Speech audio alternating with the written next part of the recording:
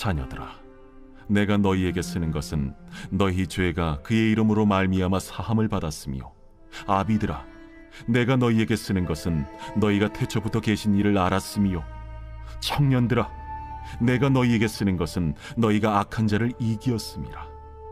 아이들아, 내가 너희에게 쓴 것은 너희가 아버지를 알았으며, 아비들아, 내가 너희에게 쓴 것은 너희가 태초부터 계신 이를 알았으며, 청년들아, 내가 너희에게 쓴 것은 너희가 강하고 하나님의 말씀이 너희 안에 거하시며 너희가 흉악한 자를 이기었음이라.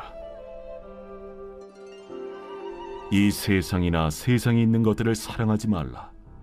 누구든지 세상을 사랑하면 아버지의 사랑이 그 안에 있지 아니하니, 이는 세상에 있는 모든 것이 육신의 정욕과 안목의 정욕과 이생의 자랑이니 다 아버지께로부터 온 것이 아니요 세상으로부터 온 것이라. 이 세상도 그 정욕도 지나가되 오직 하나님의 뜻을 행하는 자는 영원히 거하느니라. 아이들아, 지금은 마지막 때라. 적 그리스도가 오리라는 말을 너희가 들은 것과 같이 지금도 많은 적 그리스도가 일어났으니, 그러므로 우리가 마지막 때인 줄 아노라. 그들이 우리에게서 나갔으나 우리에게 속하지 아니하였나니, 만일 우리에게 속하였더라면 우리와 함께 거하였으려니와, 그들이 나아간 것은 다 우리에게 속하지 아니함을 나타내려 함이니라. 너희는 거룩하신 자에게서 기름 부음을 받고 모든 것을 아느니라. 내가 너희에게 쓰는 것은 너희가 진리를 알지 못하기 때문이 아니라 알기 때문이요, 또 모든 거짓은 진리에서 나지 않기 때문이라. 거짓말하는 자가 누구냐? 예수께서 그리스도이심을 부인하는 자가 아니냐? 아버지와 아들을 부인하는 그가 적 그리스도니, 아들을 부인하는 자에게는 또한 아버지가 없으되 아들을 시인하는 자에게는 아버지도 있느니라. 너희는 처음부터 들은 것을 너희 안에 거하게 하라. 처음부터 들은 것이 너희 안에 거하면 너희가 아들과 아버지 안에 거하리라. 그가 우리에게 약속하신 것은 이것이니 곧 영원한 생명이니라. 너희를 미혹하는 자들에 관하여 내가 이것을 너희에게 썼노라. 너희는 주께 받은 바 기름 부음이 너희 안에 거하나니 아무도 너희를 가르칠 필요가 없고 오직 그의 기름 부음이 모든 것을 너희에게 가르치며, 또 참되고 거짓이 없으니 너희를 가르치신 그대로 주 안에 거하라. 안녕하세요, 근속가족 여러분. 오늘 매일 말씀을 전할 이무궁화 전도사입니다. 오늘 저희가 함께 볼 본문 말씀은 요한일서 2장 12절에서 27절까지 말씀입니다. 저희가 요한일서 말씀을 묵상해 오면서 각자 어떠한 마음으로 묵상하고 계신지 모르겠습니다. 저는 개인적으로 진정한 사귐이 무엇인지에 대해서 다시 생각하고 있습니다. 나를 부인하지 않고서는 이 진정한 사귐에 이룰 수 없는 것, 나의 죄를 인정하지 않고서는 이 진정한 사귐 안에 들어갈 수 없는 것, 예수님과의 사귐이 실제적으로 내 삶에서 계명을 지킴으로 나타나야 하는 것, 그것은 바로 하나님을 사랑하고 이웃을 사랑하는 것이라는 것이 새롭게 아주 피부로 와닿는 시간을 보내고 있습니다. 오늘 이어지는 오늘 본문도 같은 맥락에서 계속해서 이어지고 있는데요. 요한이 그 당시 이 서아시아 지역의 믿는 자들을 향한 권면이지만 오늘 우리에게도 이 요한의 메시지를 통해 권면해 주고 있다라고 생각합니다. 이 말씀을 우리가 때로는 찔림이 있고 아픔이 있을 수도 있지만 이 말씀을 좀 취하시면서 우리가 결단하시면서 함께 묵상하시면 좋을 것 같습니다. 오늘 본문을 함께 제가 부족하지만 나누도록 하겠습니다. 12절 읽어보겠습니다. 자녀들아, 내가 너희에게 쓰는 것은 너희 죄가 그의 이름으로 말미암아 사함을 받았음이요. 아멘. 어제 본문에 나왔었죠. 어떤 죄를 범하지 말라라고 나왔죠. 바로 죄를 인정하지 않는 죄를 범하지 말아라 라고 그 문장이 설명하고 있다라고 말씀드렸었습니다. 그런데 반대로 우리가 우리 죄를 인정하는 일을 하면 어떤 일이 일어날까에 대한 답이 바로 오늘 본문 12절에 나와 있습니다. 우리가 죄를 인정할 때 우리는 예수님의 이름으로 사함을 받게 됩니다. 아멘이십니까? 아멘. 우리의 죄는 우리의 행위로, 어떠한 보상으로, 어떤 노력으로, 수고로 해결받을 수 있지 않습니다. 그것은 우리의 죄를 가지고 주님 앞에 가서 엎드릴 때, 이 죄를 자복하고 인정할 때만이 주님이 우리 죄를 사해 주실 수 있는 것입니다. 저는 이 말씀을 오늘 묵상하는데 너무 당연해서, 너무 익숙해서 사실은 이 12절을 그냥 한 번만에 이렇게 가볍게 읽고 넘어갔었습니다. 그런데 이 말씀을 다시 읽고 다시 읽으니까 이 말씀이 이렇게 가볍게 내가 읽어서 되지 않겠다라는 새로운 찔림이 왔습니다. 우리가 너무 익숙하기 때문에 이 죄에 대한 것들, 다시 당연히 하나님이 용서해 주실 거야 라고 여겼던 부분들이 있다면, 우리가 오늘 이 말씀 앞에 우리의 죄를 끌어안고 주님 앞으로 담대히 나아갔으면 좋겠습니다. 물론 우리 죄를 주님이 다 용서해 주십니다. 그렇지만 어떨 때 용서해 주신다고요? 우리 죄를 끌어안고 인정할 때, 자복할 때 주님이 우리 죄를 사해 주십니다. 그러한 우리의 삶에 그러한 일들이 계속적으로 일어나야 될 줄 믿습니다. 아멘. 말씀을 계속 이어서 보겠습니다.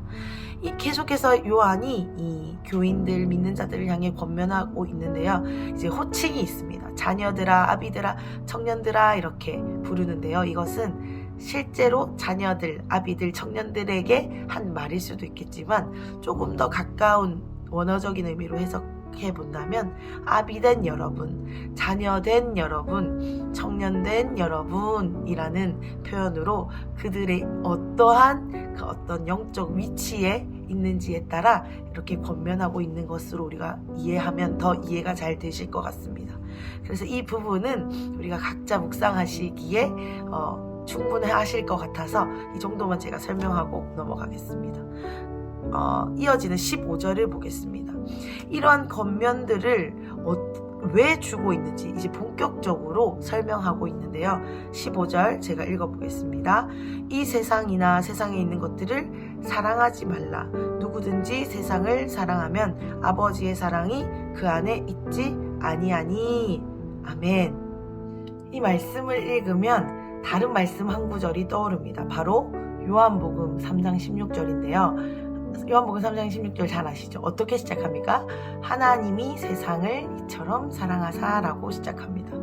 그러면 이 말씀이 이제 헷갈립니다. 그죠? 우리는 세상을 사랑하지 말라라고, 지금 세상을 사랑하면 안 된다라고 말씀이 나오고 있습니다. 그런데 하나님은 세상을 이처럼 사랑하신다고 또 요한복음에 나오고 있습니다. 헷갈리시죠?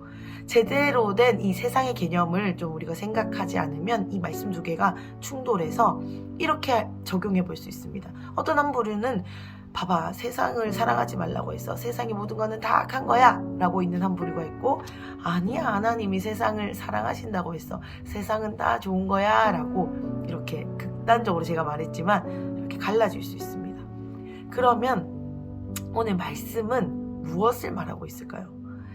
이 세상이란 단어의 원어는 헬라어로 코스모스입니다. 이 단어의 의미는 무엇이냐면 하나님이 창조하신 모든 세계, 그것이 바로 세상입니다. 세상은 하나님이 창조하신 것이죠. 그렇다면 하나님이 세상을 사랑하시는 것이 당연합니다.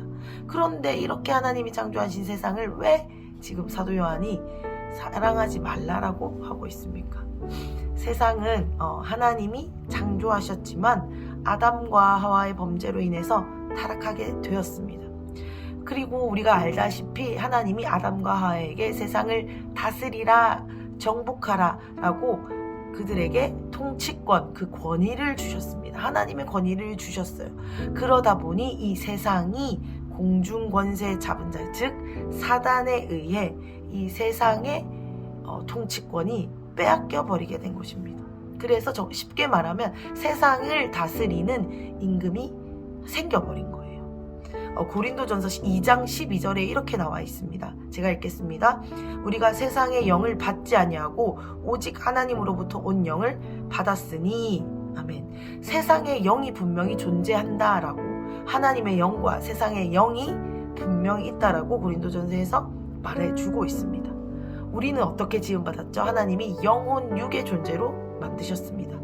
그랬기 때문에 우리 인간이라면 반드시 영 안에 속하게 되어 있습니다.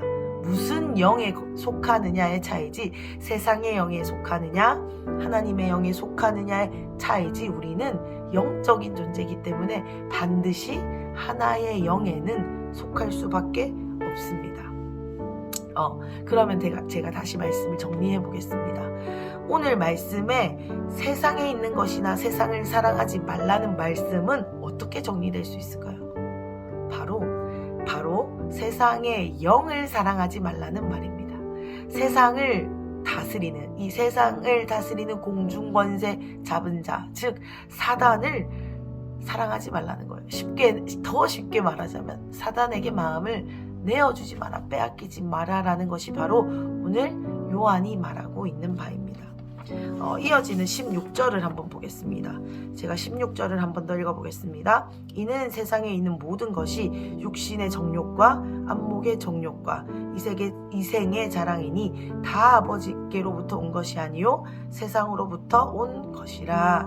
아멘. 지금 세 가지 개념이 등장하는데요. 바로 육신의 정욕, 안목의 정욕, 이생의 자랑입니다. 육신의 정욕이 뭔지 설명드리면 쉽게 말해서 이거는 자기 만족이에요.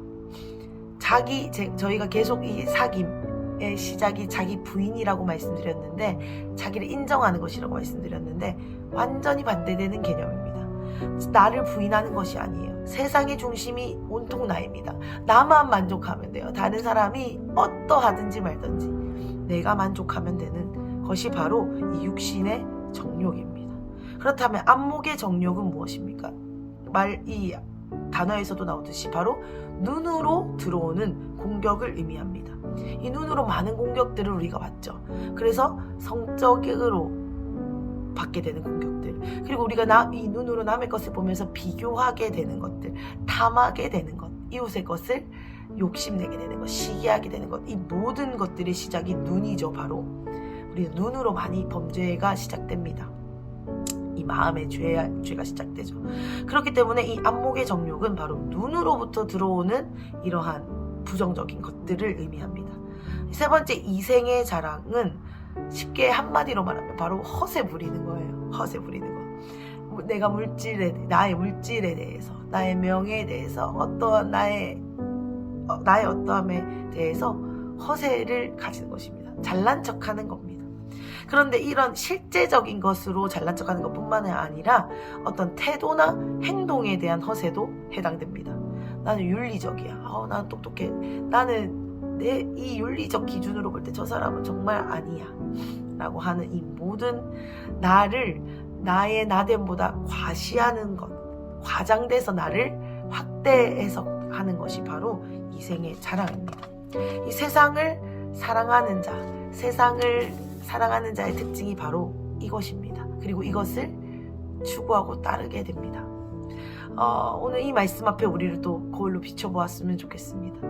오늘 지금 이 시점에 우리가 추구하는 것이 무엇입니까? 그리고 우리가 원하는 것이 진짜 무엇입니까?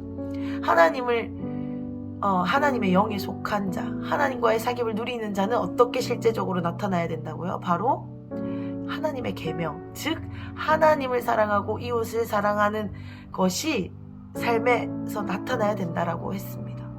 그런데 그렇지 않고 육신의 정욕, 안목의 정욕, 이생의 자랑이 내가 추구하고 있고 내가 그렇게 살고 있다면 내가 어디에 지금 어떤 영의 지배를 받고 있는지 우리는 돌이켜 보아야 합니다.